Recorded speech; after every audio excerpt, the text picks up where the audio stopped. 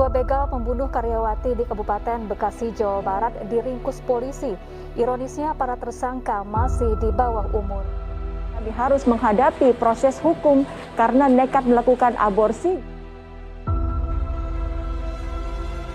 Seiring dengan perkembangan zaman, kemerosotan moral pada remaja mulai terjadi. Akhlak yang dulunya dijaga, kini mulai luntur. Perkembangan teknologi memang telah berhasil memajukan peradaban manusia. Namun, di balik gemerlapnya kehidupan duniawi ini, justru bermunculan permasalahan kehidupan yang sulit dihadapi dan diselesaikan oleh umat manusia, khususnya para remaja. Perkembangan teknologi menjadi faktor terbesar rusaknya akhlak para remaja.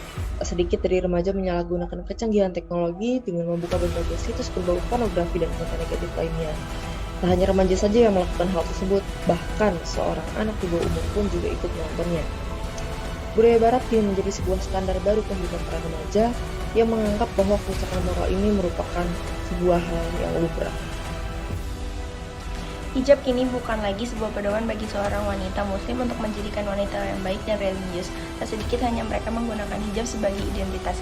Jilbab yang mereka gunakan hanya menjadi aksesoris yang digunakan akibat tuntutan keluarga dan keadaan yang memaksa. Hampir setiap saat kita mendengar dan menyaksikan beragam kemaksiatan dan kejahatan terjadi di sekitar kehidupan kita. Curian, perampokan, pembunuhan, pemerkosaan, bahkan pertikaian antar warga sering terjadi. Kaum remaja dan pemuda pun tak mau ketinggalan kasus tawuran pelajar dan mahasiswa seakan membudaya bahkan sampai menyebabkan korban jiwa. Sebuah dakwah singkat akan kami sembahkan untuk memberikan gambaran bagaimana akhlak bisa rusak dan bagaimana memperbaikinya. Assalamualaikum warahmatullahi wabarakatuh. Alhamdulillah wassalatu wassalamu ala Rasulillah. Segala puji dan puja kehadiran Allah Subhanahu wa taala, juga sholawat dan taslim Pantai Besar Muhammad Shallallahu alaihi wasallam. Banyak di antara kaum muslimin melalaikan masalah ini. Mungkin banyak di antara mereka yang menjaga sholatnya, menjaga puasanya, membaca Al-Quran, bahkan sering melaksanakan haji dan umroh. Tetapi banyak dari mereka menghiraukan satu sisi yang sebenarnya menjadi penyebab hancurnya seluruh amal-amal tersebut, yaitu masalah buruknya akhlak. Di masa lalu, orang Indonesia dikenal karena akhlaknya yang luhur, sopan, dan religius. Sayangnya, citra bagus ini tidak terpelihara. Kehancuran akhlak umat Islam tidak bisa kita pisahkan dengan mereka yang membenci Islam dan dengan sengaja menyebarkan berbagai virus etika sehingga umat Islam menjadi lemah dan rusak akhlaknya. Jadi dari segi kualitas, yang dulu mayoritas sekarang minoritas. Penyebab kemerosotan akhlak adalah karena kurangnya semangat beragama dalam diri setiap orang. Minimnya pendidikan akhlak yang seharusnya dilakukan baik di rumah, di sekolah, maupun di masyarakat. Dan pemuda masa kini juga banyak dikenal mempromosikan narkoba, minuman beralkohol, dan sebagainya yang banyak merusak moral saat ini. Hal ini sudah menjadi sebuah gambaran betapa rusaknya sebuah akhlak yang dimiliki oleh remaja pada zaman sekarang. Bagaimana buruknya lingkungan dan pengaruh internet yang menjadi alasan masuknya budaya luar merusak dan mengikis sedikit demi sedikit sebuah akhlak dan mengubah sebuah standar bermoral. Rasulullah SAW bersabda, sesungguhnya umatku yang bangkrut adalah orang yang pada hari kiamat datang dengan sholat, puasa, dan zakat, tetapi ia selalu mencaci maki, menuduh dan makan harta orang lain, serta membunuh dan menyakiti hati orang lain. Dari hadis sahih tersebut, kita bisa mengetahui bahwa seberapa sempurnanya agama yang diajarkan dengan ikhlas dan baik, tetap akan hancur juga akibat sebuah akhlak yang rusak. Dikatakan bahwa pada hari kiamat, di mahkamah adil Allah Subhanahu wa Ta'ala, orang-orang yang dizalimi akan hadir meminta pertanggungjawaban dari orang-orang yang menzalimi mereka. Maka Allah akan mengambil pahala orang tersebut dan dibagikan kepada orang yang dizaliminya sesuai dengan kadar yang Allah tentukan. Dan jika akhlak orang tersebut telah habis, maka pembayaran akhlak akan sangat besar, yaitu diambil dosa-dosa orang-orang dan dibebankan padanya, lalu dilemparkan dia kepada api neraka yang jaraknya lebih jauh dari barat dan timur.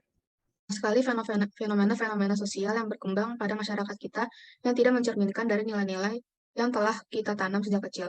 Berbagai ragam krisis akhlak dan moral kini terus menular, merebak, dan mewabah. Dalam masyarakat kita, khususnya di kalangan Islam sendiri, nilai-nilai Islam tidak lagi menjadi acuan dalam berperilaku sehari-hari. Hal ini merupakan masalah yang cukup besar dan harus segera dibenahi. Karena siapa lagi yang akan membangun bangsa ini jika moral dari masyarakat muslim sendiri sudah bobrok. Penyair Mesir Imam Syauqi berkata bahwasannya suatu bangsa sangat ditentukan kualitas akhlaknya. Jika akhlak sudah rusak, hancurlah bangsa tersebut. Dan pada dasarnya nilai suatu bangsa sangat tergantung dan kualitas akhlaknya. Perkembangan terakhir umat Islam di Indonesia tergambar dengan jelas betapa merosotnya akhlak sebagai umat bangsa. Kemerosokan moral banyak terjadi pada instansi keagamaan sendiri, yang dekat dengan nilai-nilai Islam, sementara penyelesaiannya masih berlarut-larut dan dengan konsep yang tidak jelas. Rusaknya moral umat tidak terlepas dari kurang tertanamnya nilai-nilai Islam dalam diri sendiri serta pengaruh dari perkembangan zaman yang mengakibatkan lunturnya nilai-nilai keagamaan. Mereka mengabaikan hal-hal sepele yang dianggapnya tidak perlu untuk dipraktikkan. Lalu bagaimana kita memperbaiki sebuah akhlak? Dalam memperbaiki perilaku bangsa Arab jahiliyah, Rasulullah menggunakan beberapa cara mujarab. Pertama, mengokohkan keimanan dan beribadah kepada Allah Subhanahu wa taala. Kedua, menanamkan ketakwaan dan memperbanyak zikrullah. Rasul SAW bersabda, bertakwalah kepada Allah dimanapun kamu berada. Hadis riwayat Ahmad dan Turmuzi. Dan beliau menjelaskan bahwa tempat takwa adalah hati. Hadis riwayat Muslim. Ketakwaan akan mengingatkan manusia yang beriman, walau ketika digoda iblis. Quran Surat Al-A'raf ayat 201. Ketiga, menanamkan keikhlasan dalam semua perbuatan. Keempat, zuhud dan selalu mengingatkan akhirat. Kelima, Rasulullah SAW mendidik para sahabat untuk mencintai ilmu dan mempelajarinya.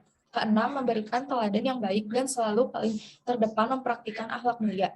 Ketujuh, menanamkan kebebasan dan sikap yang positif. Kedelapan, memperhatikan kejiwaan orang yang mau diubah dan hal ini dilakukan secara berkesinambungan. Kesembilan, mengikutsertakan orang lain dalam melakukan perubahan dan menyiapkan ahli di bidang tertentu. Dan yang ke-10, bervariasi dalam cara mengubah seperti yang dengan membuat perumpamaan, bercerita, diskusi, ataupun hal lain agar tidak muncul kebosanan dalam diri para sahabat. Demikian dakwah yang dapat kami sampaikan pada kesempatan kali ini. Semoga dapat bermanfaat bagi kita semua dan dapat kita terapkan dalam kehidupan sehari-hari. Lebih dan kurang mohon dimaafkan. Wassalamualaikum warahmatullahi wabarakatuh.